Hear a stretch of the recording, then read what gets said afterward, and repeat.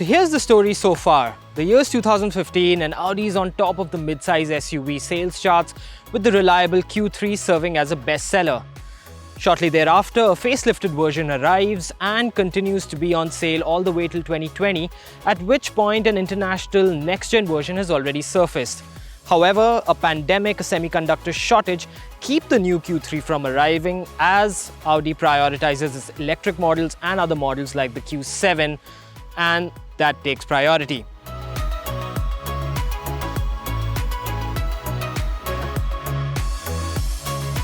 Well, the Q3 is officially back after a 2-year hiatus, and it looks like the odds are already starting to grow in its favor because just look at this thing.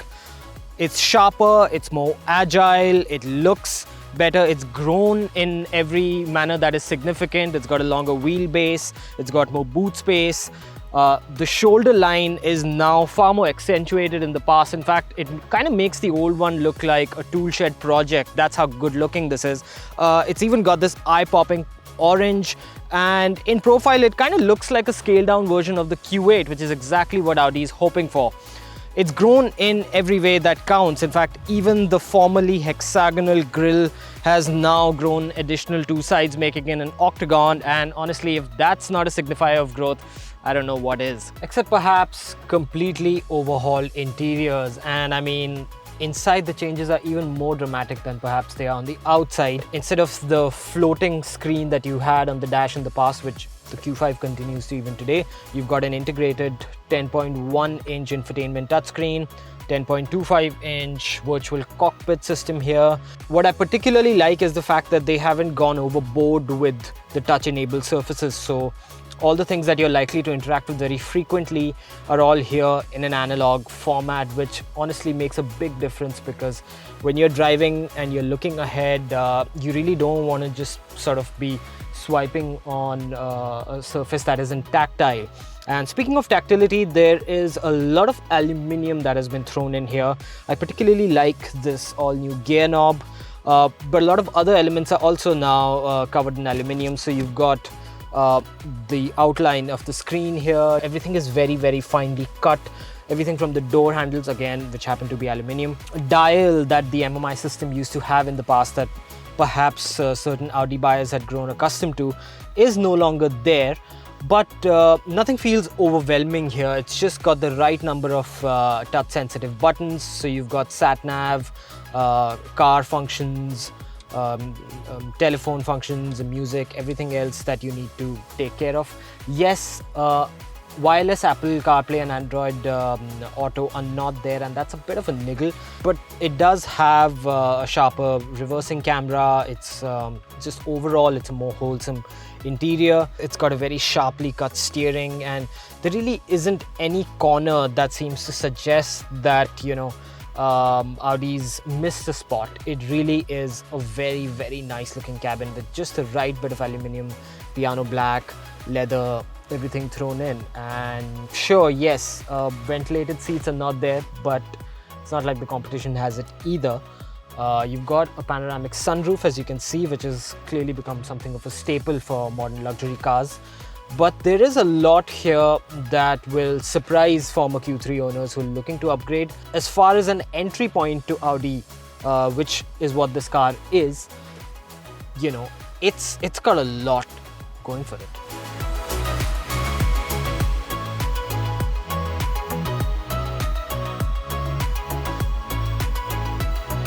The Audi Q3 is back. It's been a long time coming, but it's back with so much. It's got a little bit of everything. Now, back in 2015, when the Q3 reigned supreme, it had one major advantage going for it, and that was its 2-liter TDI diesel engine. And it was an absolute masterpiece of a unit. It was high on torque, it was extremely smooth, robust mid-range. It just made perfect sense for an SUV. Now times have changed, and as has the VW group. So as a result, we only have the 2-liter TFSI motor to deal with here. And that's not the case with the Q3's chief competitors, the GLA and the X1, both of which have a diesel powertrain. Now for it to really stand out, it has to shine just that much brighter in order to once again be the most compelling choice, which the Q3 always was. It just, taking the petrol engine in isolation, it pretty much blows the competition out of the water. The reason I say this is because, firstly, with 190 PS and 320 Nm of torque, its performance figures are actually better than anything that its competition offers. Throttle response is really crisp. There's a sport mode. Once you go into dynamic, it just zooms ahead with such alacrity, such surety, and such comfort, because even in dynamic, ride quality is supple, it's not jarring, so city driving is once again a breeze. Now with the Mercedes GLA, I'm afraid, there you only have to deal with a much smaller engine, and as a result the performance is just not on the same level as this car. As for the X1, well, it no longer enjoys the kind of monopoly it did back in 2020 when neither of these cars were really in the picture, and so it's gotten a bit long in the tooth. Pretty much everything you look at right now is not something that's offered in the same package at the same level as it's offered here in the Audi. You know, you've got a proper touchscreen which is kind of integrated within the dash. You've got an off-road mode, and that's another major feather in its cap. The Audi Q3 certainly hasn't been built keeping boulder bashing in mind, but a bit of overlanding and a few grassy knolls, well, that's really not an issue. You get Audi's proprietary Quattro as standard. The X1 doesn't even have xDrive, regardless of the trim. And in the Mercedes, it's only available in the top-end diesel, the 4MATIC all-wheel drive system, which costs a fair bit more. Here, even the entry level is available with Quattro, and that makes all the difference. Watching Quattro at work is a thing of beauty. Audi's rally-bred, proprietary all-wheel drive tech makes the Q3 one of the friendliest SUVs on-road and allows you to push the car's limits off it. Cornering stability, straight line speed, everything lies significantly enhanced thanks to all-wheel drive.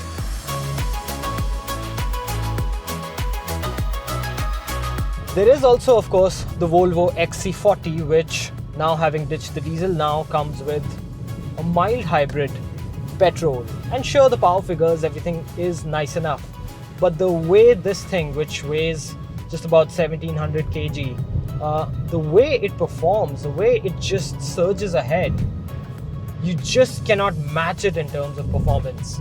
The market has been waiting for this car for over 2 years with bated breath, because even within the Audi fleet, the Q3 always made a lot of sense, and if anything, it makes even more sense now because it's such a significantly refined version of its former self.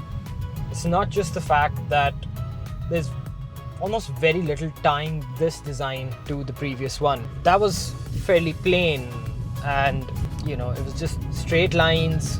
It was kind of vanilla compared to this, which has loops and it has curves, it has a accentuated shoulder line, waistline. Yes, okay, some of the air intakes are blanks.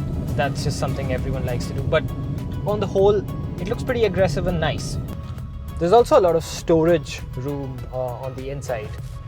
So apart from the MMI knob that's no longer there, freeing up some space for a cup holder, there's one really neatly integrated one just between the seat and the door sill at the back, and that's a nice touch. 360-degree camera, yeah, would have been nicer to have it included, but still, as it stands, if you're in the market for a car that can really perform, that can thrill you as much as it can comfort you, the Q3 is the one. I mean, the A4 is great too, and alongside the previous Q3, I have grown unusually fond of this little Q3 in surprisingly little time that I've spent with it, and I'm a little surprised myself because I'm not really that much of an SUV guy. I would much prefer, on an open, empty stretch like this, I'd much prefer something low slung, more proportionate, like a sedan, perhaps even the A4. There's just with Audi, it's always just something that's got your back. And that's been exemplified perfectly by this car. It's compact in ways that it needs to be. It is in fact actually much bigger. Well, not much. And all of that has gone into giving you more legroom. Boot space has increased. But it just feels like it shrink wraps around you in a much better manner. And it's a clear reminder of why the mid-size luxury SUV was once dominated by this car. Because it sits at a very, very tantalizing sort of midpoint in luxury, where it has enough space to offer, and yet it's compact, and yet it's the entry point into a prestigious Audi club. But you don't get the sense that there's any sort of compromise. Remember, there is no A3 presently in the market, but even the A3, when it did offer an entry point into the Audi club, there was always a sense that, maybe certain quality control measures could have been better. Don't get me wrong, A3 was phenomenal fun to drive. But here you feel like you're getting a bit more for what you're offering, and traditionally that has always resonated very well with the Indian audience. The idea that they're getting more for less. And yes, at 44 lakhs, there's very little that's less about this car's price tag. But when you sit back and think about all that's on offer, all the good bits from the Audi parts bin, it does start to make sense. It's a great platform, tried and tested. NQB hasn't really been considerably reworked for the Q3, but it's how it's lavished with quality and aesthetics that's going to make a big difference, more than just badge value. For me personally, it's that. There are a lot of cars today that qualify as all the car you really need. With city driving as the main goal and the occasional weekend highway / meandering into slightly off-beaten paths, Q3 is it.